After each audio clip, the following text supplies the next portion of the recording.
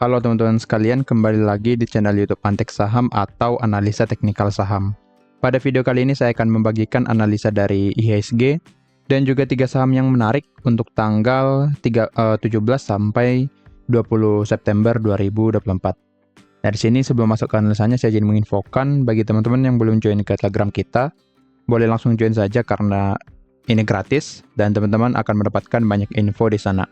Dan tentunya Antek Saham memberikan ada yang berbayar ya, menjadi premium. Di Antek Saham Premium, teman-teman akan mendapatkan banyak benefit di sana, mendapatkan saham-saham menarik atau rekomendasi, kemudian mendapatkan belajar analisa teknikal saham dan juga bisa konsultasi portofolio kapan saja. Untuk biaya dan benefit atau info selengkapnya boleh menghubungi saya di Telegram, supaya teman-teman bisa konsultasi ke saya tentang biayanya. Antek Saham juga memberikan pilihan menjadi pelanggan YouTube atau pelanggan Antek Saham di YouTube dengan biaya hanya 30.000 saja per bulan. Teman-teman akan mendapatkan banyak benefit seperti mendapatkan konten eksklusif seperti yang sudah saya upload sebelumnya, kemudian mendapatkan saham-saham menarik di tiap minggunya lengkap dengan trading plan, kemudian mendapatkan saham pantauan menarik setiap harinya. Jika tertarik boleh langsung klik tombol gabung di YouTube Antek Saham. Jika ada yang kurang dipahami, boleh langsung menghubungi saya ya, atau berkomentar di kolom komentar. Oke, sekarang kita masuk ke analisanya. Kita mulai dari IHSG dulu ya. Untuk IHSG boleh kita lihat di sini, sesuai analisa kita ya di minggu yang lalu, kalau IHSG ini akan lebih cenderung untuk bergerak naik ya, karena sudah break resisten di 7.716, dan boleh kita lihat dia bergerak naik ke target kita di 7.796. Untuk IHSG, view saya masih akan bergerak naik karena memang masih ada inflow ya pada IHSG. Jadi untuk IHSG ini masih sangat potensi untuk bergerak naik. Target selanjutnya di harga 7.922 sampai 8.000. Nah, harga ini saya dapatkan dari tarikan Fibonacci dari sini ya. Fibonacci retracement dari sini ke swing low-nya. Dan saya mendapatkan di angka 7.922 dan saya buatkan di 8.000 karena angka ini merupakan angka psikologis secara analisa teknikal. Oke. Jadi target berikutnya atau target naik IHSG yaitu di sini. Target koreksinya jika ada koreksi nantinya yaitu di harga 7.673. Tapi secara inflow yang masih masuk pada IHSG, maka pergerakannya akan lebih cenderung untuk bergerak naik. Oke. Nah, sekarang kita cek ya dari net foreign buy sell-nya boleh kita lihat di sini, yang dimana di minggu yang lalu sempat ada penurunannya. Di minggu yang lalu sempat ada penurunan inflow, tapi boleh kita lihat di minggu ini mulai normal kembali ya. Volumenya mulai membaik kembali. Jadi ada potensi IHSG akan rally lagi di minggu depan.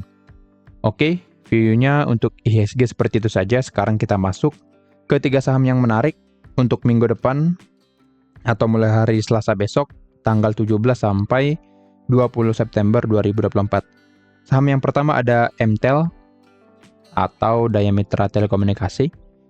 Boleh kita lihat di sini kalau MTEL ini mencoba membuat pola yang baru ya, yaitu pola uptrend, tapi belum berhasil ya di sini.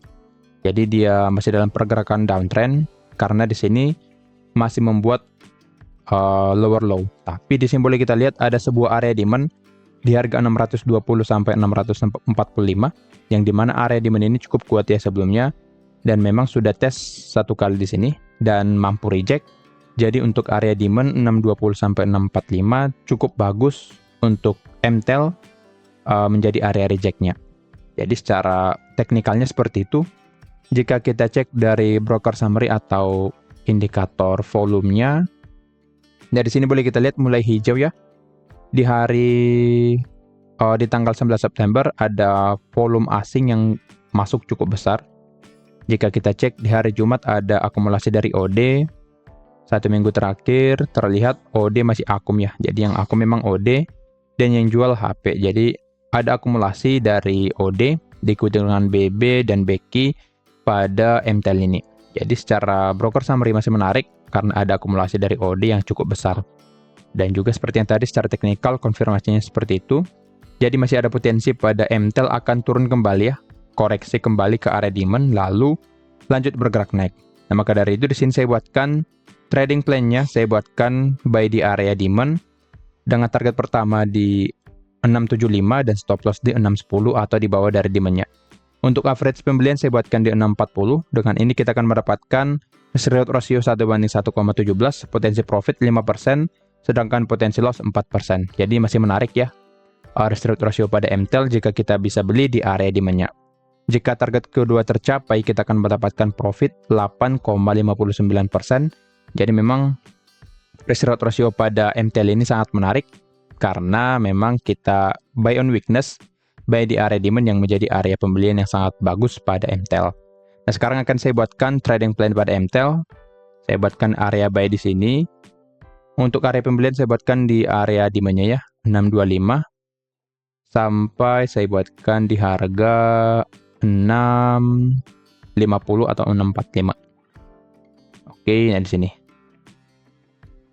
TP1 di harga 675, TP2 di harga 695, stop loss SL di 610. Oke, jadi boleh pantau area demand di 620 sampai 645. Jika demand di breakdown maka boleh perhatikan area stop loss-nya, jika hit boleh cut loss, tetapi jika belum maka masih boleh hold sesuai trading plan. Tetapi jika menandakan rejection nanti di area demand, rejection di sini atau sideways dulu, maka pola seperti ini biasanya akan bergerak naik. Jadi boleh pantau pergerakan MTEL di area demand-nya. Oke, sekarang kita lanjut ke saham yang kedua, ada ADMR atau ada Raw Minerals Indonesia. Nah, di sini saya tarik sebuah trendline ya yang berwarna hitam, yang dimana trendline ini hampir valid di breakout ya. Di sini boleh kita lihat belum valid tapi mencoba di breakout beberapa kali dan belum berhasil. Tapi menurut saya dia akan berhasil breakout ya, karena memang di sini saya buatkan ada sebuah area demand di harga 1240 sampai 1280, dan area demand ini tidak berhasil di breakdown ya. Boleh kita lihat sudah beberapa kali dites tapi belum berhasil di breakdown. Nah, di sini ya, pertama, kedua di sini, ketiga di sini, lalu di sini sempat beberapa kali ya dalam 2 minggu terakhir area demand dicobai tetapi tidak berhasil di breakdown. Jadi untuk ada Raw Minerals ini atau ADMR akan lebih cenderung untuk breakout trendline-nya karena dia tidak mampu breakdown di bawah. Jadi secara teknikal dia akan break di atasnya. Oke. Sebentar. Nah, sebelum kita lanjut ke trading plan-nya, kita cek dulu dari broker summary-nya. Oke. Boleh kita lihat volume di hari Kamis dan Jumat cukup besar ya di sini. Dan memang boleh kita lihat pergerakan di hari Kamis dan Jumat membuat sebuah rejection di area demand. Jadi sangat bagus konfirmasinya dari indikator net foreign vessel dan juga bandar volumenya. Tapi jika kita lihat di sini di hari di mingguannya memang ada big akumulasi dari AK, tetapi broker kedua dan ketiganya memang tidak akumulasi sebesar dari broker pertamanya yaitu AK. Untuk distribusinya dari SKBK memang distribusinya cukup merata ya dari kedua broker ini. Jadi terlihat kalau top 3 dan top 5-nya ada small distribusi, tetapi top 1-nya AK masih akumulasi. Jika kita lihat di tanggal 13, oke, AK yang akum ya, AK dan ZP akum. Tanggal 12 masih sama AK dan ZP, jadi memang AK dan ZP mulai akum pada ADMR. Oke, jadi boleh pantau ADMR ini masih ada akumulasi yang cukup besar dari AK, jadi ada potensi selama AK masih beli pada ADMR, maka ada potensi ADMR akan di markup atau bergerak naik ke area target kita. Dari sini saya buatkan trading plan-nya buy di area demand ya, atau bisa nanti HK sedikit karena ada potensi langsung di breakout di hari Selasa atau di hari Rabu nantinya. Oke, saya buatkan average pembelian di harga 1280, stop loss di 1220, dan target pertama di 1355. Kita akan mendapatkan risk reward ratio 1:1,25, potensi profit 5% lebih, potensi loss 4% lebih. Jadi lebih dominan atau lebih potensi untuk profit, dan profitnya juga lebih besar. Di sini jika tercapai target kedua kita akan mendapatkan profit 9,38%. Jadi risk reward ratio pada ADMR ini sangat menarik, sama seperti risk reward ratio atau trading plan pada MTEL yang tadi. Di sini kan saya buatkan trading plan pada ADMR. Area buy-nya saya buatkan di sini ya. Di harga 1260 sampai 1295 atau sampai 1300 saja. TP1 di harga 1355, TP2 di harga 1400, lalu stop loss di bawah dari demand di harga 1220. Oke, jadi trading plan pada ADMR seperti ini. Boleh pantau area demand-nya. Jika demand belum di breakdown, maka ADMR sangat potensi atau sangat berpotensi ya naik ke area target kita. Tetapi jika demand di breakdown, maka dia akan turun ke support di harga 1170 di sini. 1175. Nah, maka dari itu penting juga untuk memantau area demand di harga 1240 sampai 1280. Jika belum di breakdown, maka teman-teman boleh cicil lagi pada ADMR karena posisinya di sini sangat menarik ya.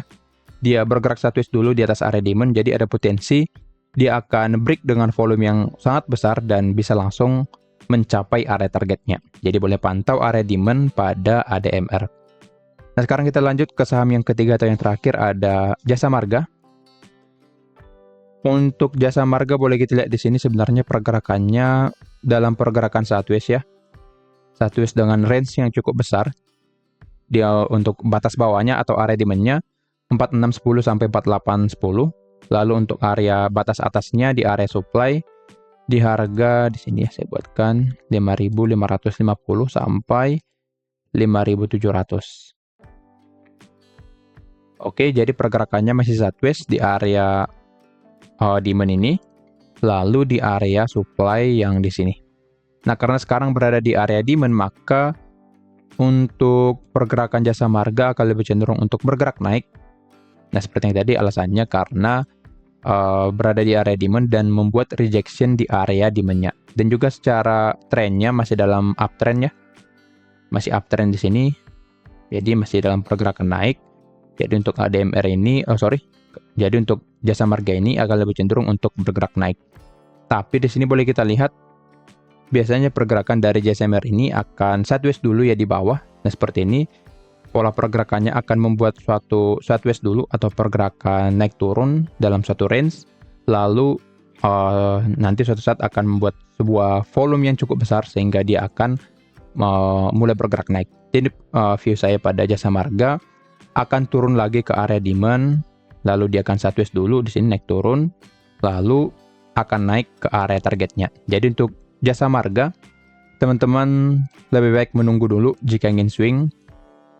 Wait and see dulu nanti di area demand-nya. Nah, sekarang kita cek dulu untuk broker summary dari Jasa Marga atau JSMR. Nah, di sini boleh kita lihat masih distribusi ya. Di mingguannya, distribusi di mingguannya. Di hari Jumat masih ada akumulasi. Jadi di Jumat ada akumulasi, tetapi secara mingguannya ada distribusi di sini. Yang menjadi ada pergerakan turun nanti atau pergerakan koreksi selanjutnya pada Jasa Marga. Jadi secara mingguan memang ada volume yang cukup besar di sini dengan volume penurunan juga turun sekitar jika kita hitungnya dari sini. Dari hari Senin di sini turun sekitar 10%. Jadi masih ada potensi penurunan selanjutnya pada Jasa Marga.